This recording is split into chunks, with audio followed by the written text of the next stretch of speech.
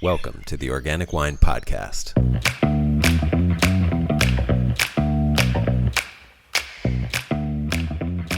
Hello, this is Adam Huss coming to you from Los Angeles. Thanks so much for listening. Ian Thorsen-McCarthy is my guest for this episode, and he's perhaps the first bicoastal winemaker that I've interviewed. Okay, he's not actually a bicoastal winemaker, but he has made wine on both coasts, first in California and now in New York. His project is Artemis Botanical, and you can probably tell from the name that he doesn't just make wine. Vermouth and now cider are part of his repertoire, and he's equally thoughtful about them all. Ian is deeply rooted in natural winemaking, so much so that if you tested him on how to add sulfur to wine, he might fail.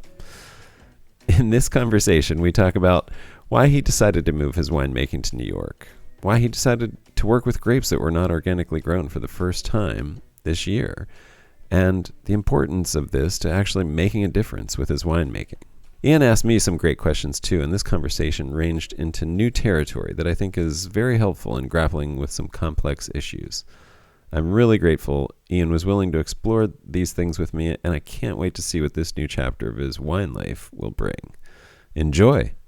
Hey, one other thing I just wanted to say, because we do talk about distillation of various types in this episode, please do not attempt distillation at home without the proper training, licensure, and just all of the safety precautions that are necessary, because it is a very dangerous process potentially, and you can harm yourself and others seriously in many ways through distillation, both the process and the product that results from it. So just that little warning, don't try this at home unless you are properly prepared, trained, and licensed. Thanks, and enjoy. Ian, welcome. Thanks for coming on the podcast and doing this. I appreciate your time, and I'm looking forward to talking to you. Oh, gosh, thank you so much for having me. So you are, well, there's a lot going on with you, sort of new changes in your life, but let's just start with Artemis Botanical and what that is, why it's named that even, and what you are doing with that, what that arrives from philosophically. Oh, that's a great question. I mean, it's not a typical winery name, It's not named no, after you. It's not, yeah, I know it's right, like a Greek goddess, and I've got some witchy friends who might give me a hard time about that. No, the idea was I had found myself in growing up in food and then in beverage, and I was a coffee roaster and a bartender and so on, and I really particularly fell in love with spirits. Fruit eau de vie more than anything, and also vermouth. And I loved making cocktails with vermouth and just drinking it on its own. Please. Can I ask you something? Yeah, I mean, this is a bit of a tangent, and we're going to come back to where that line of thinking was, so don't lose that line of thinking. But can you talk about vermouth? Vermouth is like having a moment, and what is vermouth? Can you describe vermouth? Oh, what does sure. that mean? Why do you think it's so popular right now? Like, what's going on with that? That's a great question. So at its most simple, at its most basic, it's wine that's fortified. That is to say, a sort of a high proof spirit, usually a spirit from grapes. So think like a grape brandy is added to bring up the proof. Let's say from 12 to, I don't know, anywhere from 15 to usually 20 is where they max out, at least legally in the United States. And it's also aromatized. And that's to say that there's plants and other stuff in it. Herbs, spices, roots, barks, fruits, that sort of thing, to lend aroma to it. They're often given a little bit of sweetness to balance out that botanical quality, because it usually has a degree of bitterness to it. Some people say that the word from vermouth is coming from Vermouth, the German word for wormwood. Wormwood is in this family of artemisias. So Artemisia absinthium, Artemisia pontica. Those are important. The green fairy, right? Yeah, yeah. We're getting to a certain degree there for sure. So that you have a goddess giving her name to these families of plants that are used in these things. That's kind of where the Artemis Botanical name ties back into. Nice. A moment though. A moment for sure, just because sort of everything's going through a moment, it feels like, in the world of drinks at large, right? where it's Yeah, that's true. it's You're hard right. seltzers, and then it's mezcal, and then it's gonna be something else the next day, and we're sort of cycling through. I think with like something like vermouth or sherry, which are like give a lot of flavor but are a little lower proof than an 80, 90, 100 proof spirit.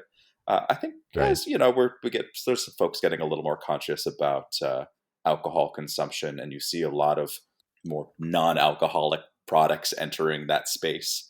I think it's for folks who want something really tasty and flavorful but aren't necessarily looking to get sloshed. It's an interesting alternative. But yeah, the It's sort of the it's wheel goes around, and we find everything, and something that's old is new again, of course, too.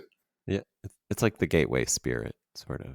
Yeah, Like, absolutely. And right. it's I mean, if, well, I mean, I mean that is a joke, but I mean, in a way, and like I can imagine if you're a younger person whose entree has been whatever in high school or whatnot, and now you're of legal drinking age. Vermouth is kind of like a nice step up. You still get fruit and sweetness, but you're getting more complex flavors and a higher proof and things like that. And I don't know. I'm just yeah, throwing it absolutely. And out I think there's something to say too about a sort of like young jet set class that's looking at sort of Southern there. French or Spanish or Italian sort of, like Gotcha, apero gotcha. lifestyle kind of thing, like go to the beach, chew on some olives and eat some tin fish with my glass of vermouth. Gotcha. That's sort of a vibe that Oh, seems to be in. But it was interesting to get to your first question about how I found myself, like what is Artemis Botanical and how I found myself in this. I yeah. was so becoming so interested in vermouth, but this was about 10 years ago now. I was in the Bay Area really falling in with this nascent natural wine scene. And I Hmm. began falling in love with, organically produced wines made with little intervention. And while vermouth making is a very intervention heavy process, you're adding stuff, right? There's kind of no way Right. around that. I Right. started It's not at about least terroir really anymore. well, ooh, I think a case could be made for that. I think a Yeah, case could be no, made. I think a case could be as made soon for as I just said the it, I was opposite. like, I hope, Yeah. as Walk soon as us I back said a it, I was little like, I bit. hope he disagrees. Yeah. I agree and I disagree. It depends on the approach you want to take. If you want to be kind of cosmopolitan with selection of plant materials in particular, and you want to go all over the world for it, Right. which is typical for particularly of like the larger producers, and this we're in sort of this. I think this is a Bianca Miragliism, but this sort of Carpano era, right, where producers in northern Italy and Piedmont and this eastern part of France sort of develop these styles that are still the dominant styles of vermouth making. And that's very much, Ah, we may take plants from the Alps, but we're going to take, mace and nutmeg from, Indonesia or something like that. So it's right. plant material from all over the world. There are folks who are doing smaller regional versions, trying to get, if just a sense of terroir just by sort of limiting location, right? Yeah. And yeah, I think there's a case to be made there to a certain degree. But no, is it as transparent as just a grape wine, a table wine? No, I don't think it necessarily is, but it's still an interesting space to work in. Yeah. So, but that was the natural wine movement, and the farming behind that brought you in. What led to vermouth? So it was that. Well, I'm that assuming you're yeah, making some, or no, that's a I part am, of. and that's sort of well, this is sort of the funny story. Is that I'm someone who wanted to be a distiller who ended up Ah, making vermouth because it allowed me to distill things, right? So, like the fortification agent for vermouth. And I should back up a little bit. I'm working behind bars and I'm falling in love with vermouth and using it a lot in drinks, but at the same time, I'm starting to hold these bottles up to the light and through the lens at which I look at table wines through the natural wine movement at large, and being like, oh, even if we just talk about not like an additive thing necessarily, but just good farming, realizing that these bottles don't they don't hold up really. I put them to yeah, that light and they sort of fall apart. There are a few small notable examples, but on the large, it's not. They're mass produced products like right, the vast majority of spirits too, right? right, So I had right. this like I want to be making ecological spirits from organically produced fruit, and Vermouth was sort of an extension of that. If I want to be distilling, Vermouth's a good outlet. I can use this in cocktails. I can use this myself, right, behind bars that I'm working at. And so I start to make wine, and I've never made wine before. But I'm like, oh, I've distilled things before. It's just you ferment the fruit, but you don't distill it. You just leave it there. That's what winemaking is, right? I can probably do this. That was a fun learning curve. It was fun to jump into that. I didn't study anywhere, and I didn't work with anyone else.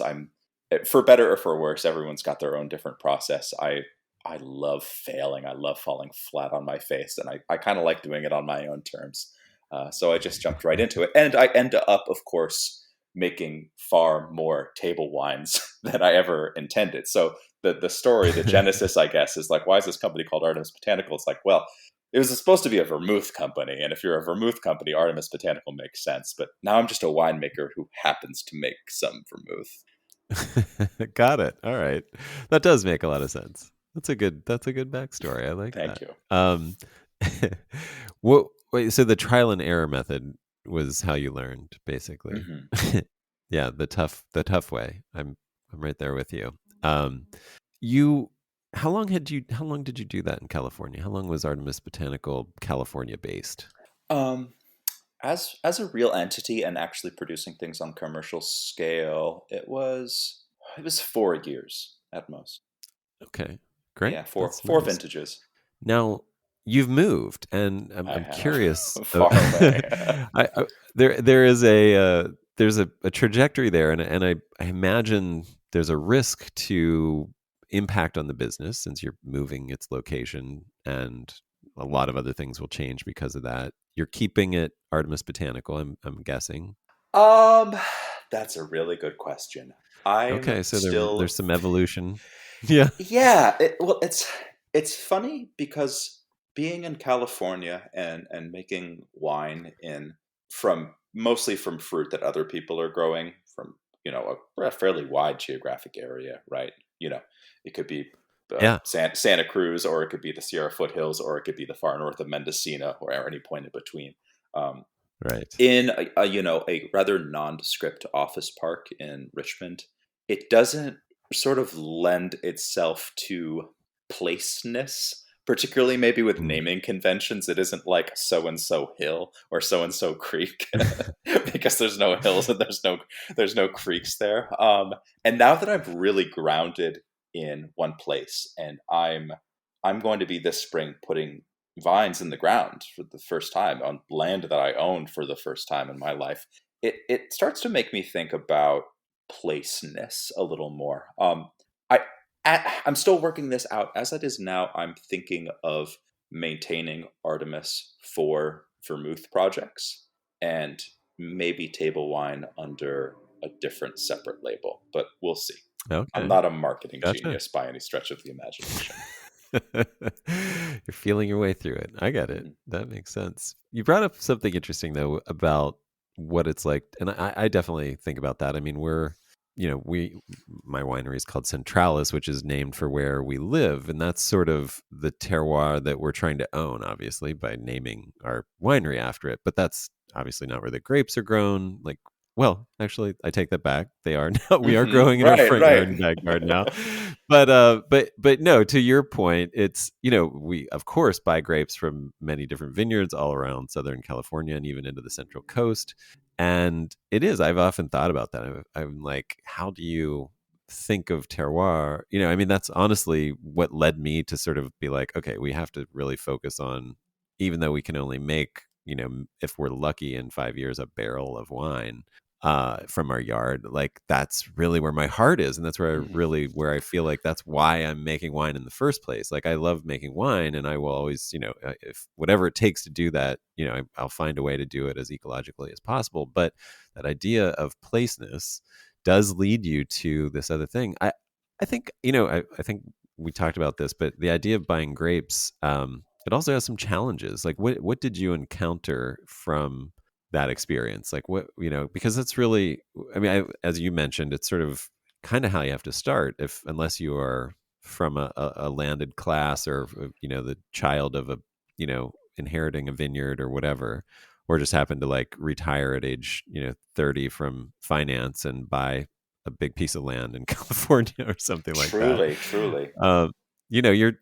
You're a virtual winemaker essentially. You're using rented space. You're buying grapes from vineyards that you don't own.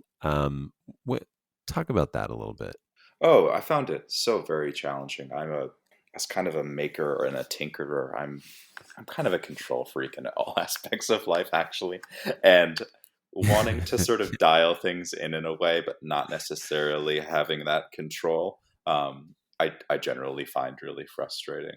Um, Yeah. you're absolutely right, though. It's particularly in a place like California, and my partner and I, we came out here. Gosh, it's been just 7 months now. Before that, when we were sort of like, okay, what's the plan here? What's the play? We kind of came to this quick realization that for us at least, California couldn't be it. Part of that is Mm. climate, truth told. Part of that is drought and fires and temperature. Yeah. But the big part of that was cost, and that didn't feel like it was going to go anywhere. It just we were never going to Other than up. buy 15 acres and a house to live in with the money that we had saved up. So we found ourselves looking further away and cheaper and further north, to sort of thinking long term about the future, right? This is a cold place to grow grapes right now, and it's slowly going to become a warmer and warmer place. No, Right. the challenges were, I don't know. I really hated that part of it to a certain degree, but also loved it. It was so fulfilling to make good relationships with farmers, Yeah. right? Um, Yeah. and part of that's like a back and forth, a sort of an outsider learning the realities, like coming in with ideal versions of like, this is how I want this to work, and then having someone who Right. has actual experience at it let me know what's up, but at the same time Right. um, encourage growth in certain ways agriculturally, but also economically, because we as winemakers, as sort of like negos winemakers here, are in to a certain degree kind of taking grapes to market, right? And if we can find different, better, more sort of like sustainable long-term outlets for that fruit. I'm thinking of a fellow's wonderful farmer in Lodi around Campo that I was buying grapes from. He was right across the street. He had this acreage of Muscat. He was right across the street from the Constellation Brands winery, which I don't know if you've ever seen or driven through. It's a massive campus of thousands of gleaming stainless steel tanks that look like little skyscrapers. It's this Yeah. is Yeah. this is one of the largest wineries in the world, making huge quantities of wine that's Yeah. probably Millions not of going to gallons. interest us Yeah. at all. Yes. And he was selling his fruit there because they were buying it before. And there's been stories in here in the Finger Lakes for sure, and in California recently uh, of larger players just sort of dropping contracts, right? Gallo has a Right. contract with you, Yeah. and then all of a sudden they drop it, and now you're getting pennies on the dollar or you're scrambling to find something else. Um, and, Right. and not to say that smaller players like me are necessarily the most sustainable going forward, but it's like, hey, like, you're growing good fruit. I would like to pay you more for this fruit than you're getting now, and I'd like to I think it's where you can get it. Let me plug you in with other growers. See what I'm selling this bottle for.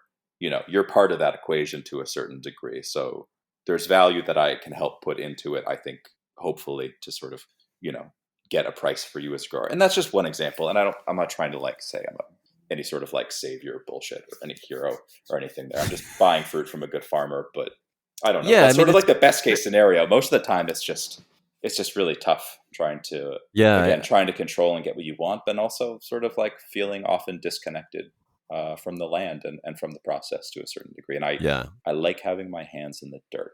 Yeah. Me too. Yeah. I think that's a big, big draw for me. Though, like, yeah. I mean, yeah.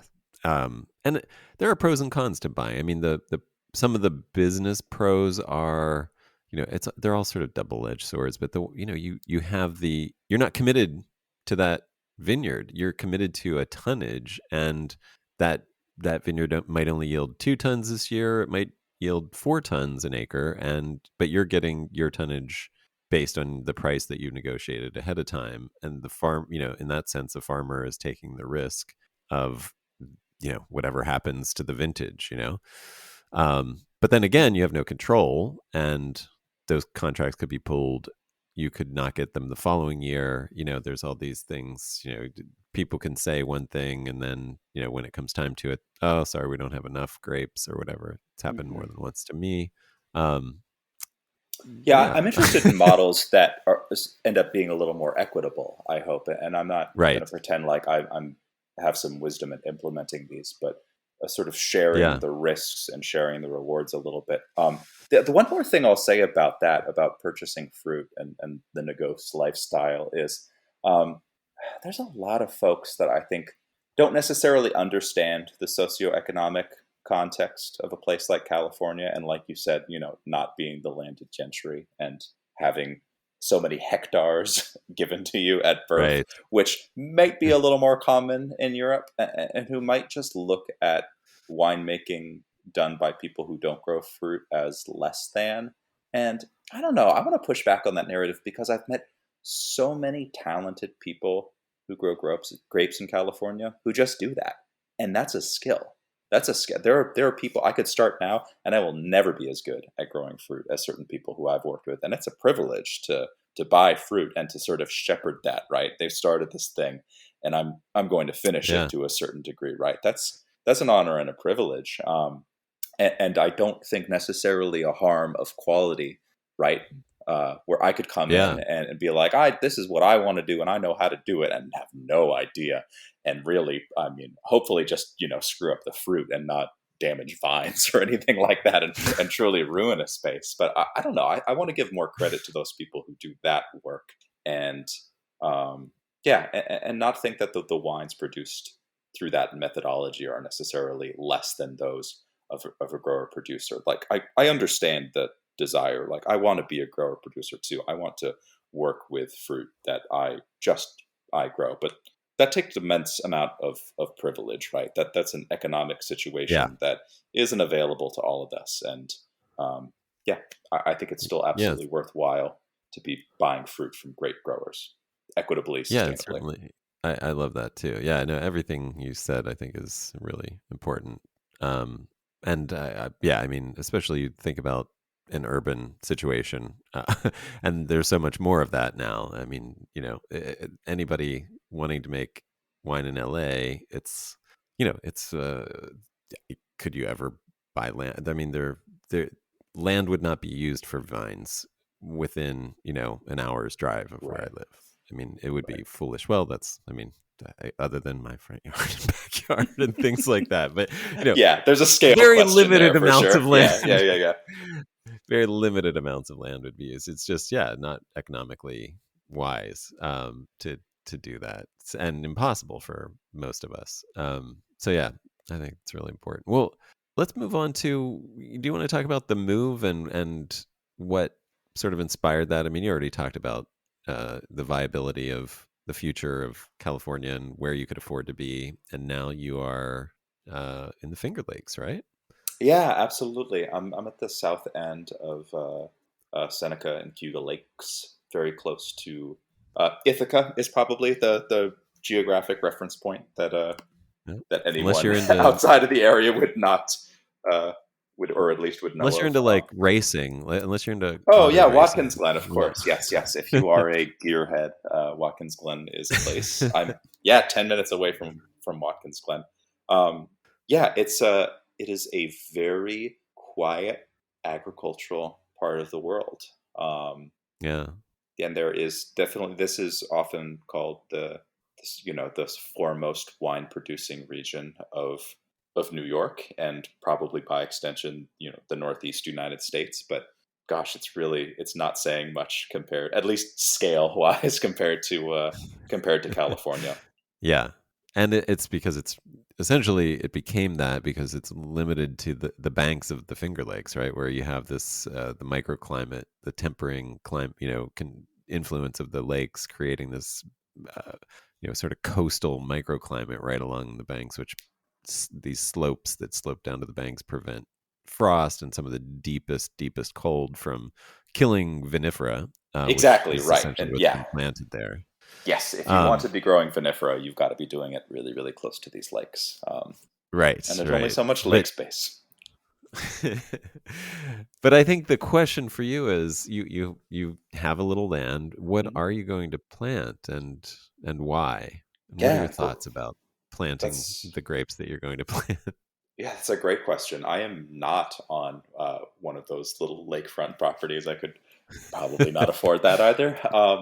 I'm I'm just going to be planting hybrids. I'm going to be planting 3 acres of hybrid grapes this spring, and that is a decision about where I am specifically. I'm not throwing a stone and hitting a body of water, so I don't have that moderating effect, right? Um, but also, and this feels a little strange because I'm very much an outsider here, and I'm new to this place, and there are people who've been here a long time, doing good work. So it feels strange to be coming in and saying, "Wow, look at all this work you're all doing." I would sure do it differently, but I've got kind of a fly in the ointment personality sometimes. But I'm seeing change here. So this last year, I actually got to make some wine, some from both grapes and from apples, and I was plugging into the community here, and it was so challenging. It was a very wet, very humid year, and the pressure from mold, black rot, mildew was really off the chart. Even for conventional growers, they're just out there spraying constantly, and it's not enough. And there's a lot of fruit on vines still. Um, and I'm because you worried that, sorry, go on. a lot of fruit on vines because you wouldn't want to pick it or use it for anything because it Yeah, was too far ruined gone. basically. You fight the battle, and sometimes you win, or you win enough, and then sometimes you just lose. And there's Yeah, a good deal of fruit lost, it seemed. I don't have numbers on that necessarily, so I don't want to say too much, but it seems like that is where this place is going as far as the climate is concerned. We can expect it to get warmer, and we can expect it to get wetter. And that makes this is already, if you come here in the summertime, it's beautiful. It can be very wet and very humid though, and that's a challenge, particularly for vinifera. So I come here to a certain degree. It sounds kind of dramatic, but as I talk to friends, particularly friends who are still in California, I'm recognizing that it's the start of sort of climate refugeeism to a certain degree, mm, and not necessarily so immediate, but I was thinking about what is 20 or 30 years from now going to look like, and again, recognizing that that's an immense privilege to be thinking that long out, but getting to the place in my life, slowing down a little bit, getting older, starting to get at least a little more financially stable. Where what is this going to look like, and not liking the answers in California, right? And coming here and still asking that question, not being like, okay, great, we escaped, the story's over, this place is wonderful, but recognizing that this place is changing too, and trying to get a sense of where that change is going and get out ahead of it as much as possible. So this gets me thinking about resiliency. mm. Resiliency of communities, resiliency of food system, of agriculture, and of, in my particular case here, of viticulture for sure. What's the thing that I can do to get out ahead of the problem? So hybrids come in because, well, first, there are a lot of really cold hardy hybrids, which is really nice. Yeah. Even here, even if you're right up on the lakes, sometimes really there are years where terrible cold snaps happen, and a lot of vines die. A lot of the Riesling or Cab Franc dies, and you've got to replant. And they hill up the vines at the Graft Union. Go through the tractor and plow. To sort of like make to Right. cover them in little dirt blankets, right? And that's an annual thing here. That's like a standard practice. Um, Yeah. but Yeah. even that doesn't work sometimes. So I was thinking about that. So cold hardiness is something that hybrids can really offer, and then disease resistance more than anything, right? And that's about making sure that there is fruit, and that's sort of the viability problem, right? That's the economic sustainability thing. If you're growing things, you'd like to harvest them. That lets you do it the next year, and so on. Um, but also from in small ways from an environmental standpoint, right? If I don't need to drive a tractor through rows spraying, organic things, sulfur, stylet oil, hydrogen dioxide, whatever the Incinerate. case may be. Yeah. Yeah, that's less fuel consumption, that's less labor hours, that's less compaction of the soil. You get the idea. So having vineyards that can take this abuse, right, of whatever Mother Nature is going to throw at us, and really thrive seems like the way to do it for me. And that's, people are saying hybrids are the future. And I think that's what they mean. And what I'm seeing now, even just in 1 year like this is like, okay, this future is going to come sooner than maybe a lot of us think. And I Yeah. want to start planning for it right now. Yeah. Yeah. It certainly seems that way. I, I, I think there is an urgency that quite a few people don't realize yet. But yeah, and especially when it comes to perennial crops that are, 3, 4, 5, 6, 7 years in the fruiting. I mean, if we're talking about orchards versus vineyards, then or orchards and vineyards. Yeah, it's the time is now. There is no more time to wait, honestly, to start thinking about this stuff. I mean, it's time to stop thinking, honestly, and start acting. Um, yeah, it's. I mean, I have a very similar thing, and I think we've talked about that a little bit. And I'm curious how did apple making, I mean, apple wine making, cider making go for you? Hmm. Oh, really I well. mean, It, just it as a was, totally yeah. changing gears there, I'm just curious how was that your first experience? No, Okay, I had made some cider previously in California. No, that was really exciting. That was sort of expected, recognizing that right. there's Yeah, lots of abandoned orchards. There's lots of genetic material here. This is sort of yeah. apple country to a certain degree. That was Lots of really feral trees. Yeah. yeah, absolutely, and that was the most exciting. That was maybe the most exciting part of the year. Actually, was I literally printed out these little cards and stuck them in people's mailboxes. Just down the county roads here where I live. It's like, hi, my name's Ian. I'm your neighbor. I want your apples. If you've got any apples in your trees, let me know. I'll come shake them down. When it's done, I'll give you some bottles of cider. And I got dozens and dozens and dozens of responses to that. And just I met all my neighbors. I got to explore this place, drive down little corners that I would never, so I can shake down a few trees and, some truly, truly boring apples and then some life affirming, things flavors I never knew could be available in a tree fruit like that. So that was really Amazing. exciting. I'm looking forward to exploring that more.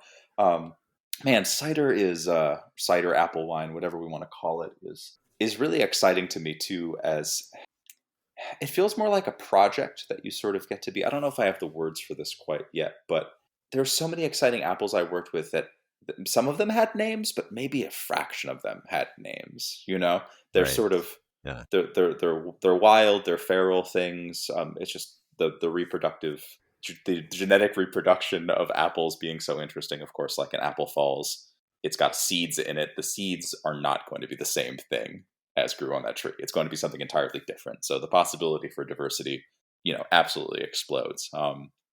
Just like going out in the woods, finding a fruit that's really fantastic, getting some scion wood, grafting that onto something else, sort of replicating this process. It's sort of like I don't know, like some folks talk about Massal selection in grape growing, right? And sort of, Right. I Yeah. liked this one, so we're going to do more of that. And then getting this sort of, you're working with nature, you're trying to master it to a certain degree, but mostly you're working with this and uh, helping sort of create and establish an identity to a certain degree, at least genetics and flavor wise. I think that's really exciting. So I'm looking much forward to doing more of that. I love that. Now, considering the everything that you're considering in terms of what to plant as far as vines go in your 3 acres, what are your thoughts about the trellising that you're going to use? What are the considerations and what are you going to do in terms of both affordability? I mean, any consideration go down the line. I know it's I, I I don't know. There's so many thoughts I could suggest, but I'll just leave it as a blank thing? Oh, that's going to for sure depend on the grape variety, I think, more than anything, Okay. and Okay. a desire to, control or encourage vigor. And I'd like to a certain degree that to be as a see as we go, as they go, the vines go, sort of a situation. More than anything, I'm expecting to use high wire cordons rather than like the VSP that you see all over, or goblet training that Okay. you see even less, that you see all over California. Yeah. Top wire cordoning. Uh, just because a lot of these hybrids, that uh, that non-vinifera material is giving a little more vigor to them. So I'm anticipating larger spacing too than you might see in a lot of vinifera vineyards. Just Okay. because these plants they often want to grow nice and big. Yeah. Yeah. Okay. So, any consideration? I guess one of the things I was going to ask was like, are you thinking of, having some sheep or pigs or anything that are Oh, going great to question. help graze that vineyard, and Yeah. and is that going to inform what you're doing? Already got sheep. Okay, so They're they're already there. They're already first. Yeah. started All with. right. Yep. They're honestly, we moved in. We've got like a farmhouse from 1850, and it needed all sorts of work. And still, it's a construction site right now, even to this day. But there was lots to do there. But it was like, okay, we're getting sheep right away. So 6 sheep, 6 ewes, Katahdins, which are Yeah. they're kind of, I don't know. To me, they're kind of the hybrid of the sheep world. They're super disease resistant. They're hair sheep. They don't need to be Right. shorn like wool sheep do. Um, yeah, very disease resistant. They don't mind hot weather. They don't mind cold weather. They're just, they're really not fussy, and they can sort of take any condition that you throw at them. And yes, absolutely, they are going to be. We're still leaving plenty of pasture for them, but in that planted vineyard area, they are going to be the lawnmower, and to a certain degree the fertilizer too. I'd love. I find absolutely no reason to till a vineyard anywhere, and that won't be Right. done. But I'd really really like to not have any sort of heavy machinery or equipment, even if it's just a lawnmower uh, on the vineyard surface. So the most I can possibly do to get away with that with sheep and a weed whacker, I'm there for. Got it. But yes, And pig stew, chickens, vegetables, fruit trees getting planted, all sorts of things. do you intend with the vineyard to backpack spray, or you're not going to do like a little tractor sprayer to I do any sulfur or stylet or whatever else? I've done 3 acres with a backpack sprayer, and that was really fussy Sonoma Pinot Noir. And Okay. if I had, ideally, I'm going to be doing that much, much less, because these are going to be more disease resistant hybrids and not fussy Pinot Noir. Um, Right. I think backpack spraying will suffice. There, some of these varieties I'm growing or planting here in the spring, two that come to mind, Aramella and Arundel. They're coming from the Cornell program out of, if I'm remembering correctly, there's a sort of experimental station, viticulture station in Geneva, which is at the other end of the lake here on the top. And they have a particular block, which is sort of the trial by fire. This is the no spray. They don't do anything. There's no protection, even most basic protections, something like a downy or powdery mildew. They're just letting it go, and if the grape survives, it goes on to the next challenge, and if it doesn't, it gets cut. So that fruit with that level of resistance, with like, gosh, maybe I spray this once a year. Maybe if I get away with it, I don't spray it at all. That's the goal. The less time, energy, fuel, chemistry that I'm putting into that vineyard, the better. The more it can take care of Absolutely. itself. Yeah. That's what I'm looking for. So just as a heads up about those, black rot is definitely something that they're susceptible to. Those two that you mentioned, just as a Yes, heads up. yes. So Good to know. Thank you. be I know an organic viticulturalist in Virginia who basically had to pull out all of her stuff. Or actually she faced pulling out all of her vines or spraying with a non-organic fungicide, and she lost her organic certification because of Alas. black rot on Yes. Arundel. On Arundel specifically. Um, That's great to know. Thank yep, you. yep, yeah. So it was marketed as like a no spray, like there was a big thing, and then a lot of people found, and it's a delicious one. I mean, that's the other thing. It's like Pinot Noir Hmm. parentage, and it's it's got a lot going for it. Ticks all the boxes except Black Rod, I think. Just as a heads Yeah. up. Not everything's perfect. Understood. Okay. Yeah. Good. Good. Good. I'll be prepared for this. But that's great. I love that you're doing that. That's fantastic. What was the transition like? Like, how are you making it work as you move to a new place? Did you have inventory that you had to move, or are you just keeping it in a warehouse in California? Like, I It's don't in know. I'm California. just Oh yeah, curious about for the logistics. Yeah, for sure. For you, dear listeners, there's absolutely still wines that I've made in California over the last few years that are available. Contact your sales rep today. No, yeah, those are staying in California. The logistics and the legality of getting them Oh over yeah, the here, but also, legality of transporting that would be oh yeah, ridiculous. Yeah. but more than anything, I'm moving to a place where I don't know a lot of people yet, and getting to know them slowly. And it didn't make sense. I knew people who would buy wine that I made in California, so I just kept it there. Um, yeah, that all stayed, and then it's sort of going to start from fresh here. And I mean, New York City is a decent sized market for wine drinking, I'm told. Sure. So I think a lot of it is going to stay in state, and that's kind of an economic question too. I'm I'm a big proponent of self distributorship, where it's logistically or legally available. It just makes a lot of sense as a small producer not to be giving big cuts to distributors. But at the Yeah. same time, I've got friends all over the country that I'd like to share wine that I make with, and I I will make sure that small quantities of it at the very least are making it back to the West Coast eventually. And did you've have you been through the licensing process I have, in New York? yes, Is yeah. it comparable to California? I mean, did you find it to be more bureaucratic or cumbersome or anything else? No, I think it was a little less cumbersome actually, and New Oh, York bureaucracy is kind of famous, so I wasn't really expecting that. I'll say the one difference that I recognized was I got in touch right away with someone who, I'm forgetting like the agency or whatever that this guy was from specifically, so I don't want to misquote it, but suffice to say that his job was sort of small scale business development and making sure that someone like me who was coming here and wanting to make wine even on a very small scale knew exactly what I needed to do and was plugged into and had all of the resources that I had. So the development, I think, and particularly in, like, I live in a very rural place too, and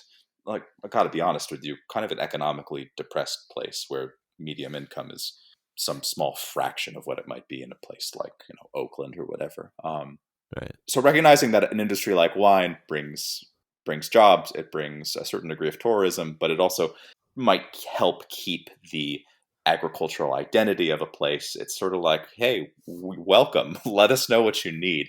And gosh, when I was signing up in California, I didn't get any of that at all. Gotcha. Yeah. That's interesting. And are you doing a distillery license as well? That's a great question. I know. Here I am, Yeah. the distiller turned winemaker who doesn't even have a still anymore. I'm actively in touch and communicating with folks that have distilleries, established distilleries in the area here, and trying to essentially, this is hard. A lot of distilleries love doing contract stuff. You're like, I want a luxury vodka label, and they're like, cool, let us distill, package, whatever brand label. You go out and sell it, or put your face on it or whatever. But I'm like, oh hey, I think I know how to do this. Can I just use your very expensive equipment and do it the way I want to do it? Not everyone likes that or is looking for that relationship. So I'm actively seeking the right relationship with a distillery that'll let me essentially, I guess, rent time on their equipment, and then Oh. figuring out all the Oh. legality around that, because different spaces, again, don't need to bore people too Right. much with alcohol regulation stuff, but that's the goal, because yes, I particularly want to be distilling fruit. I previous in California, I had made fruit brandy eau de vie, from apples, from apricots, lots of grappa. I really love making grappa. It gets such a bad rap, but I think it's so pretty and such a great stream for what is otherwise a waste product, right? Like eventually it's going on a compost pile, so waste is relative, but economically waste. Piquette, of course, being the other avenue there, Right. but yeah, I would love it if people were drinking more grappa, and I'd love the opportunity to be making more of it in the future. Have you played around with Apple Jack, where you're freezing the juice or anything like that, where instead of a heat distillation, it's a cold distillation? Yeah, cryo distillation. Cryo distillation. There you go. Yeah, that just makes it sound really fancy and scientific, Right. doesn't it? We're freezing stuff over here. I haven't. I'm under the impression that, and I don't want to misquote here, but I'm under the impression that there's some problems around that because you're not taking fractions. You're not making cuts, essentially, right? You're not saying, oh, that's the bad stuff and the good stuff. So, um, you know, you're Interesting. compounding something like methanol, for example, which you don't want to be drinking. That's not being removed during that freezing process. So your volume is shrinking down, your alcohol is going up, but the bad alcohols are staying in there, and that worries me to a certain degree. Oh, so those bad alcohols are not a byproduct of the heating process. That's what I always thought. Like they're No, just like they're byproducts of the fermentation process, and depending on the fruit interesting. that you're using, some are more or less. Often seeds and nuts, the kernels of fruits, are more. I think, again, don't misquote me here, but are sort of the agents or the catalysts or sources for that. So something like a ferment of cherries, if you keep the cherry stones in there, that can be you know, it's going to have much more methanol than say if you were taking up whole grapes, right? Because grape seeds are much, much smaller. But yeah, those Interesting. Okay. alcohols, you have lighter alcohols that come off first, your heads, then you have your heart section, ethanol mostly, hopefully, and then some Right. heavier fusel alcohols at higher temperatures later in the distillation. And you'd like to remove those ends to get a nice clean product. Right. I I did not even consider that. That's very interesting. So, Careful. are you saying I shouldn't do this at home? Probably not. I don't know. Not without That's a some good. extra study, anyway. Yeah, look into that. Look into that to a certain degree because there are folks making ice ciders around here, which are using that to a certain degree, a light degree. I think it's sort of in all things and in moderation. Yeah, it just is fascinating to me because it's like if you drank the cider, you'd be drinking everything that was in it. So why would freezing it and extracting what's in it cause a bigger problem other than, you know what I mean? Like, This does is where that I'm going make to go sense? way out of my depth here. I think Okay. volume is part of it. Just like when you Right. concentrate something, It's if more you're able to drink concentrated, right? more of it, you're just drinking. Well, you're drinking less water too, right? I think. Oh man, I don't want to put my foot in my mouth here. I think there's something to say about taking away a thing from its sort of source material. So this is a thing in medicine too, to a certain degree, right? Where we have a plant material that has an effect on something, right? It's like a cough suppressant or whatever, and CBD. Western science takes this thing and they're like, cool, we're going to sequester that one thing that does the thing that has that action, and then put it in a pill or whatever, and then you take that pill and there's side effects, and you're like, well, why is there side effects? It's because there was a lot more going on. We took a plant, a really complicated thing with all of these compounds in them that might work in ways that we don't fully understand, and then take out the one thing and expect it to do the same thing. That's not always how it works. Okay. All right. All right. I'll probably be Well, calling you in 3 or 4 hours and being like, please cut this out. I have no idea what I'm talking about. I'm not a doctor. Um, I think there we'll might be something to research. do with, yeah, we will. We should have to do this. I think that like yeast particles, right? No, I'm putting my Okay. foot in my mouth. Okay, never mind. We'll research it. I should, Okay, we should research together. this this podcast needs a live researcher. That's if You'll get there anybody out someday. there. You'll get there someday. um, well, let's talk about your winemaking or Mhm.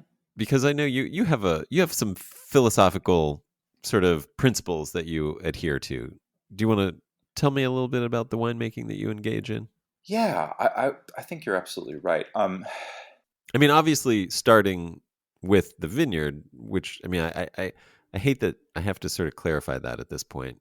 Maybe I don't on this podcast, but when I talk about winemaking, maybe I should just say wine growing or something like that, because hmm obviously, I think there's a foundation that really begins in the vineyard and the earth, the soil, the whole foundational aspect of the agriculture behind getting those grapes to the point where you can do anything with them. But let's take it from there anyway. I think you've already talked about what you want to do in terms of the farming and what that means to you and what your values are there.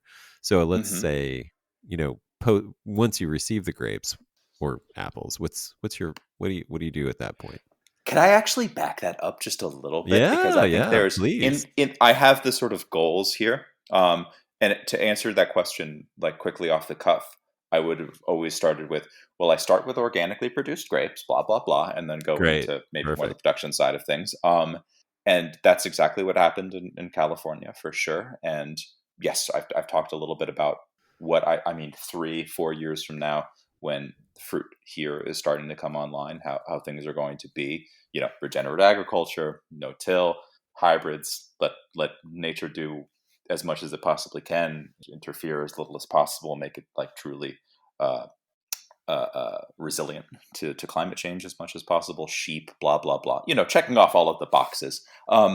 In the meantime, I'm getting fruit from other people in the Finger Lakes, and I'll tell you the where organic grape growing is here is not where organic grape growing is in California. In California, you could go on an internet forum and, man, you can order organically produced, well-grown fruit like you're ordering a hamburger at a restaurant. And pick the variety you want. If you want Yeah. Verdelho, if you want Muscat, if you want Aglianico, whatever, you can have it. Yeah. It's out there. Yeah. That really, really isn't the case here. It's smaller industry, of course, but again, this is still a relatively large for the area. It's the big wine growing region, but the culture of organic viticulture here is not in the same place. And I think there's a cultural aspect there for sure, but I Yep. think there's also Reality there's aspect. an environmental reality of Yeah. this place. It's Yeah.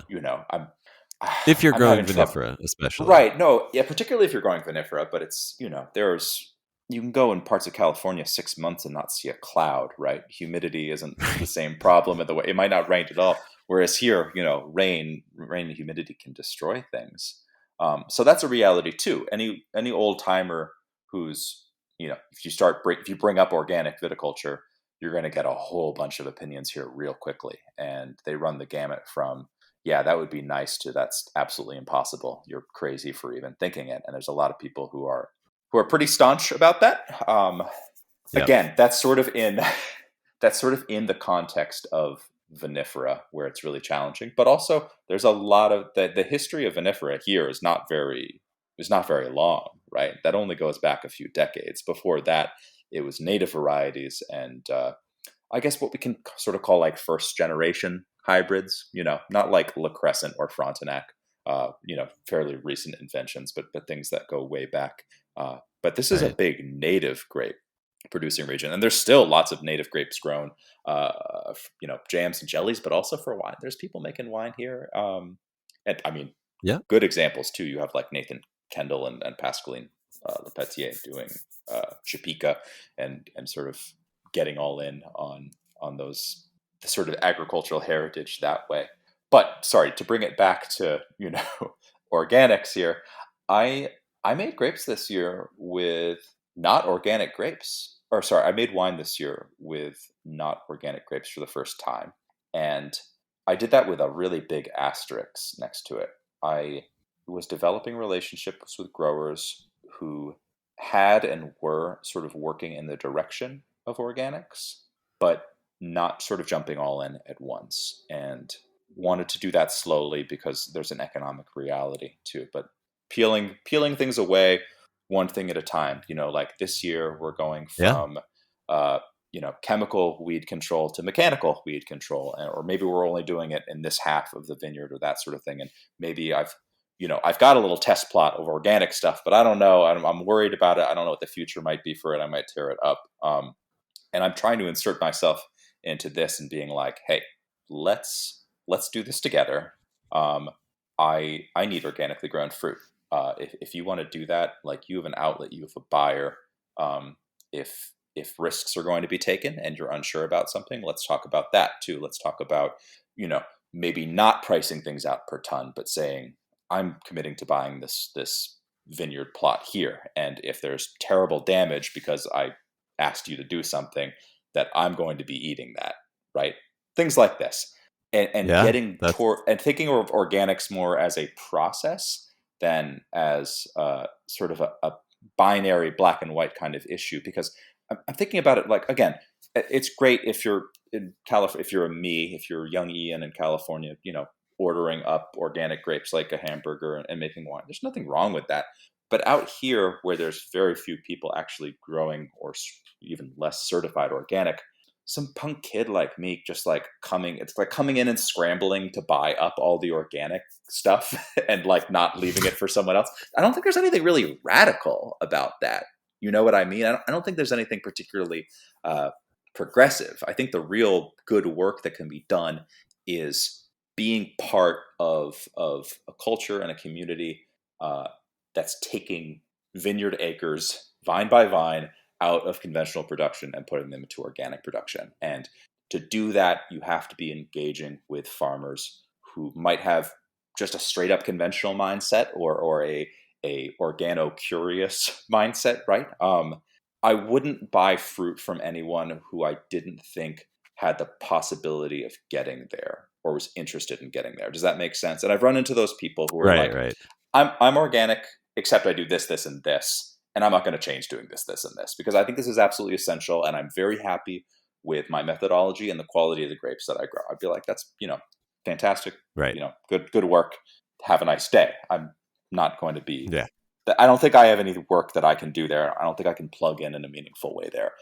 So yeah, this year, for the first time, I did get some organic fruit. I got some certified organic fruit, and I got some conventional fruit that I think is worth it for relationship building in the long term. Yeah. And I'm coming Yeah. to terms with that, and how I'm going to talk to people who buy wine from me about that in the future. But I think the more I sit on that, the more I think that that's going to be a good conversation, that's going to be a positive conversation that might break down some preconceived notions a little bit, and get people thinking about organic as a process, if that makes sense, right? Like a moving target.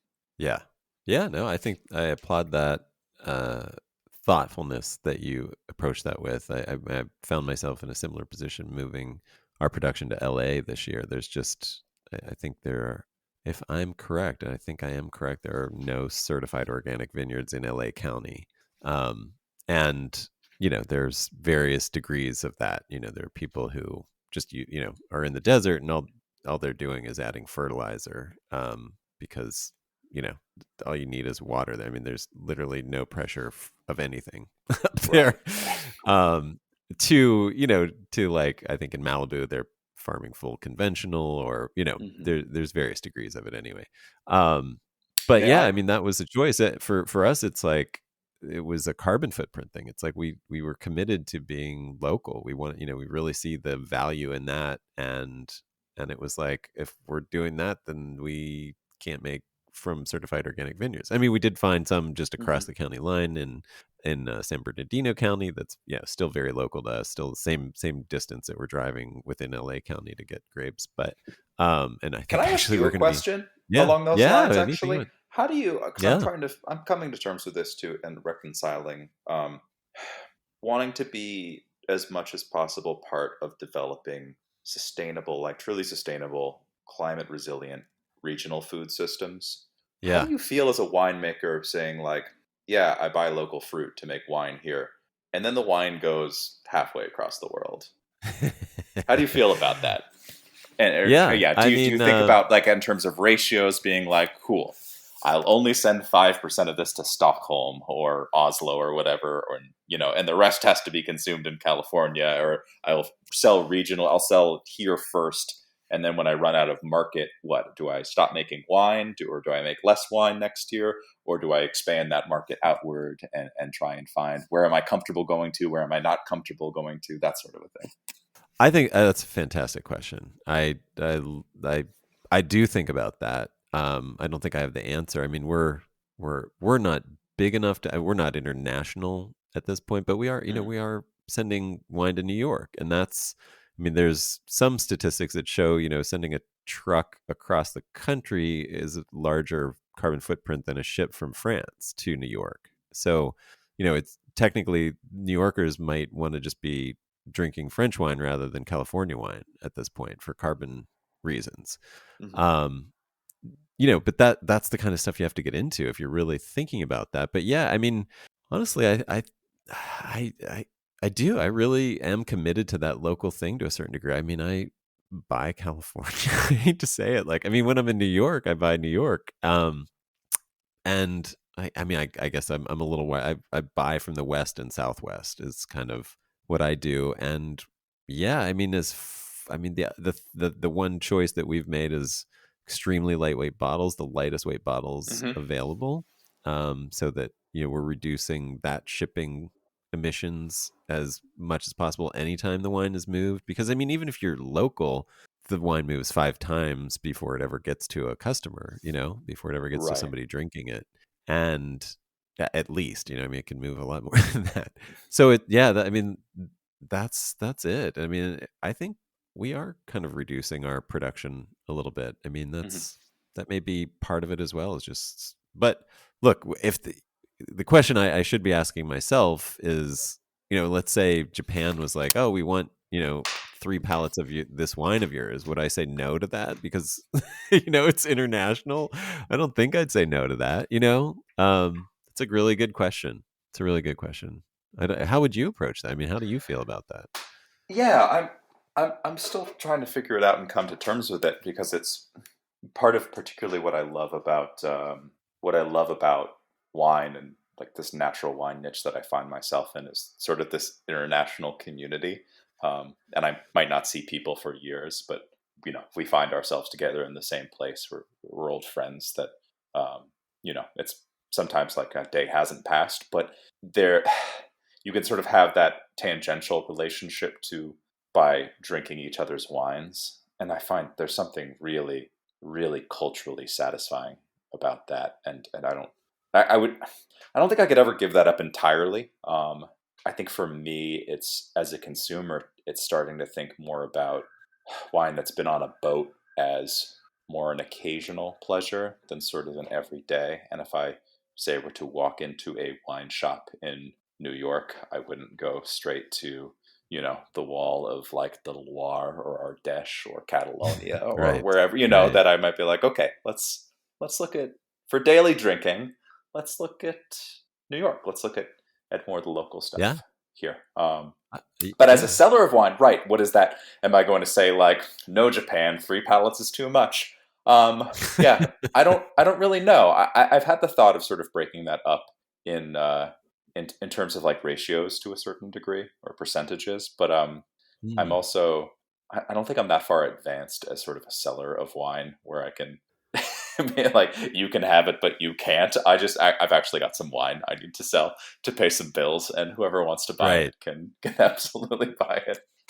Yeah, I mean that's a reality, right? I mean that's why I think it's such a great question because it does put those two values against each other, like the obvious need to survive and sustain yourself as a business and make money to be able to continue to make wine versus these ecological values. And I think it is a great question for that reason. Well, that's sort of I a. Can I like connect that back to where I am in the Finger Lakes here? yeah Because that's a thought that I've yeah had when I'm talking to people. So, not to like, I'm not a Finger Lakes historian, so I'm not even going to pretend here. But I had mentioned previously that there is a history here of native and hybrid grapes, and then vinifera is sort of a more recent thing. And while it might be a wine region that some people know of, it's still a place trying to establish itself. And I think from kind of a collective marketing perspective, it's a region that's really hung its hat on Riesling and wants to be Right. known as a world-class location for Riesling. And I understand the economic imperative of that, but when I think about the challenges of climate change, it starts to make me question that, as vinifera here, or for a lot of people, seems like an axiom, like the first principle that they're not going to challenge. Like, I asked, like, you know, you're spraying these chemicals on this vineyard. It's like, yeah, we have to, or they're going to die. And it's like, you have to, or they're going to die, or you'll get no fruit or whatever, because you Right. planted Pinot Noir or whatever the case may be, right? And Right. if you challenge that assumption, if you're willing to challenge that assumption, then maybe that equation pans out differently. But it makes me think of this thing too, because it's sort of like, well, you kind of framed it as an economic thing or an environmental thing, and I think most of the time the things are connected and they're hard to separate. But it's like, well, maybe I just make as much wine as my local or regional market can handle, and I don't make any more wine than that. So then I'm not given that problem like, oh, do I sell wine to Japan or not, right? Because I thought coming here, I was like, cool, I'm gonna make organic wine here, and if it's not possible, I'm gonna make beer, or I'm going to like sell kale and cabbage at the farmer's market. I'm going to do something else. I'm committed to organic agricultural production. And if grapes don't work out, grapes weren't the axiom for me, right? Grapes weren't the wine. They weren't the first principle that I was going to take for granted.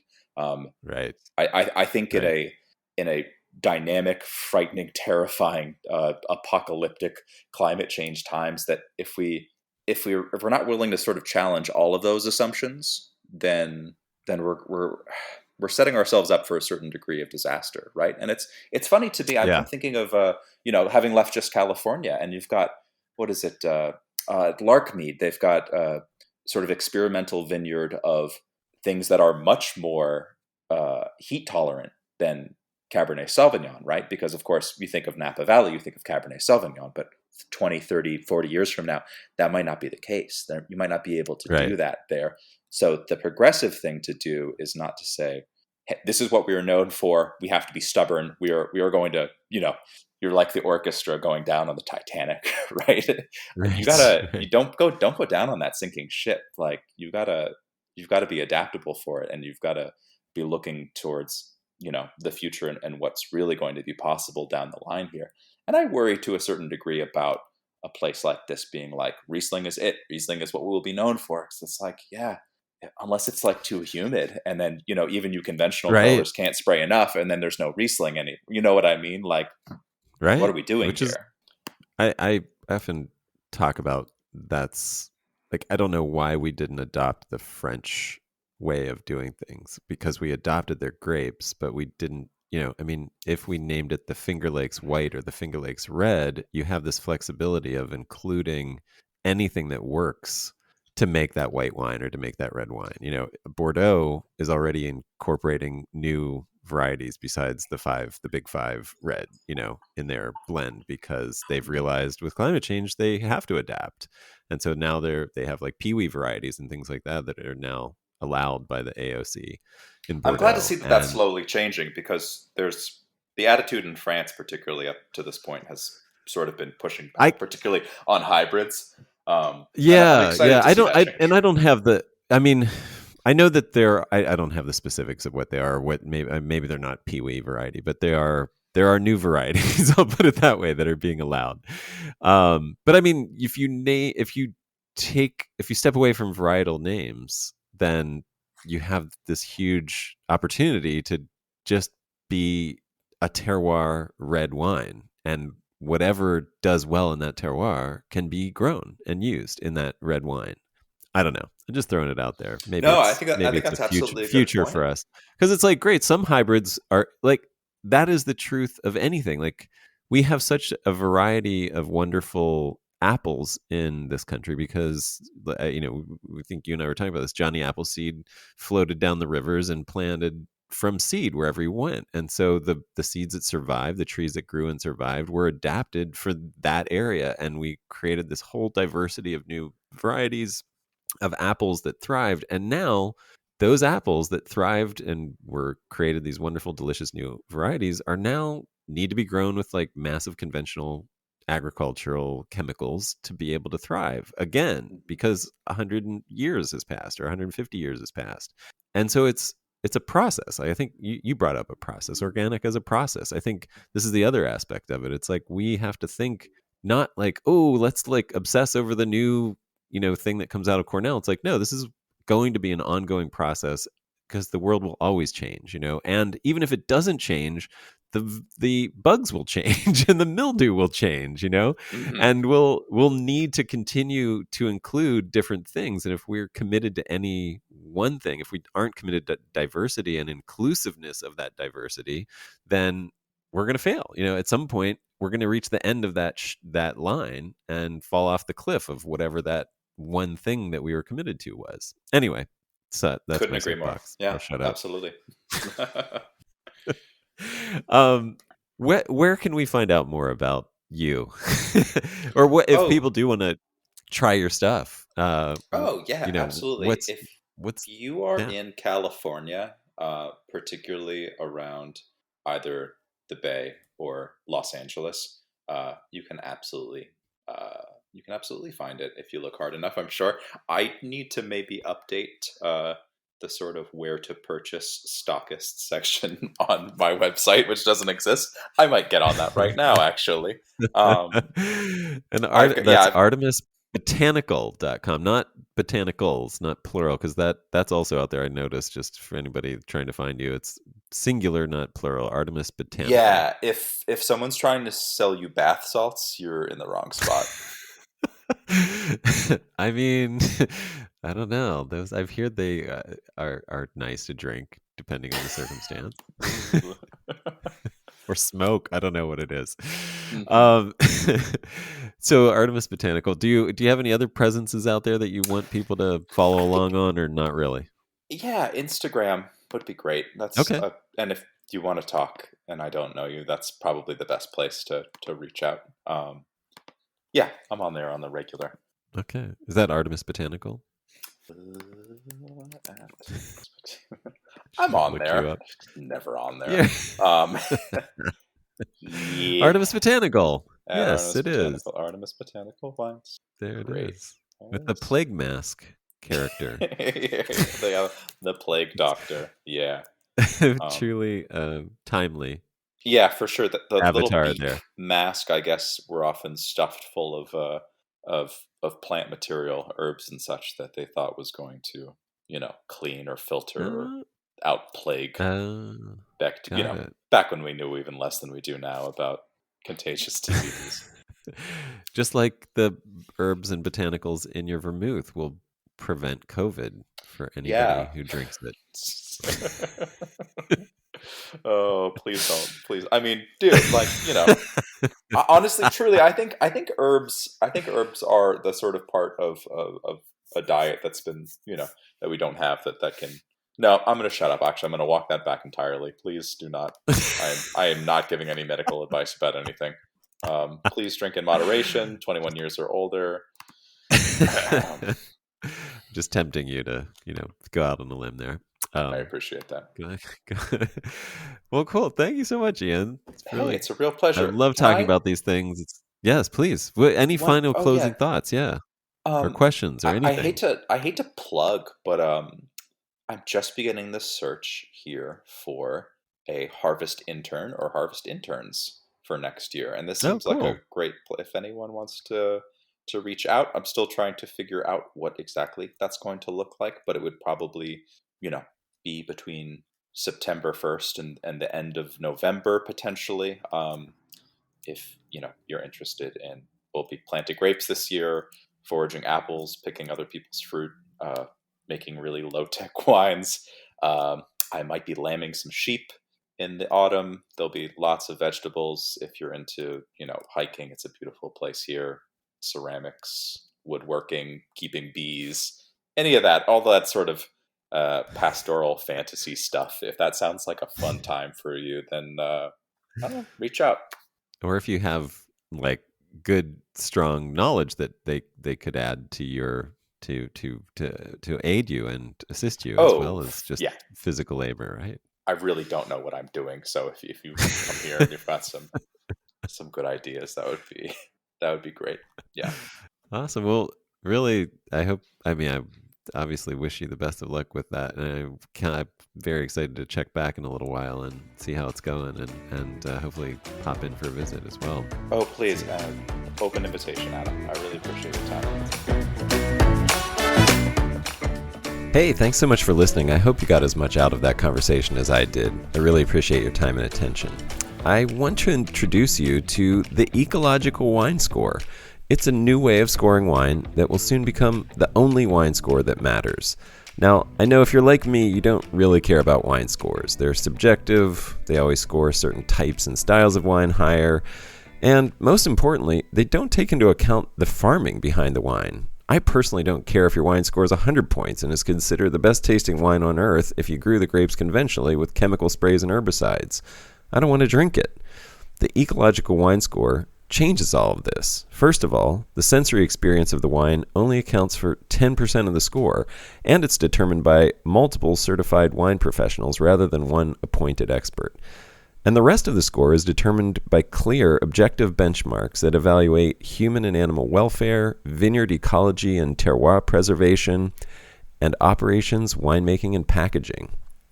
I created the Ecological Wine Score because scoring wine based only on its flavor is like awarding the Nobel Prize based on how someone dresses.